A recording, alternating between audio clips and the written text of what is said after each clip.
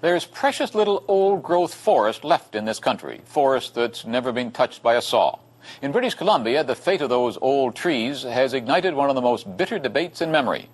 The province's economy depends on the kind of quality lumber big trees produce. But critics say that because of the way the logging companies have chopped down forests in the past, there aren't enough new trees coming along. And the loggers say they have to keep cutting the giants. Eve Savory reports. This is rainforest country where clouds and fog entangle themselves in the biggest trees in the world. This was rainforest, but now it is hotter and drier. What we have is nothing less than an ecological holocaust occurring right now in British Columbia. Our heritage of wild forests is being eliminated at a staggering rate. It is called a clear cut. The cheapest and safest way to get out the best wood is to cut it all. But poor road building on steep slopes has often caused erosion.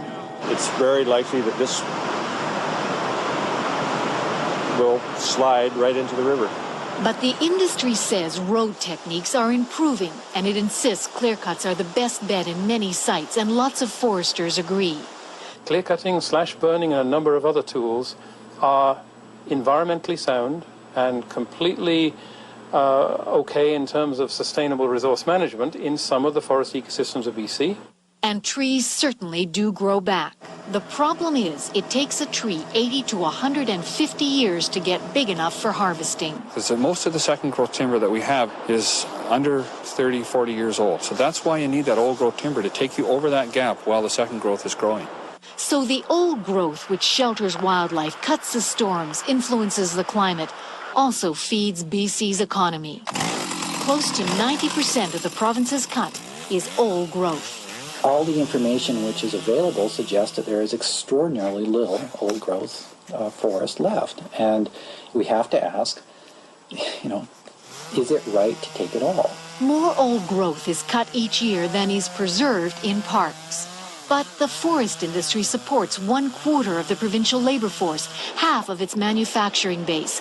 If opponents killed old growth logging, the industry would die. They don't seem to understand when to stop. And I think it's time they stopped and reconsidered what they might do to the economy of British Columbia and Canada. Answers are not easy, but Malcolm Valentine is trying. What's happening down there is called the new forestry. It's also being called sloppy clear cutting.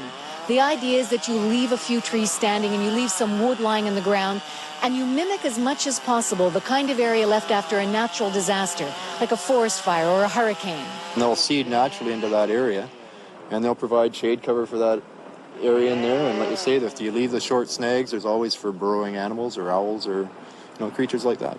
In nature, as dead trees decay, new ones feed on the nutrients. The new forestry experiment will try to recreate that natural cycle. It is only a minute fraction of Macmillan Bloedel's cutting area and an expensive way to log. But nature took hundreds of years to grow the rainforest, and new forestry is at least an attempt to allow nature to do it again. Eve Savory, CBC News on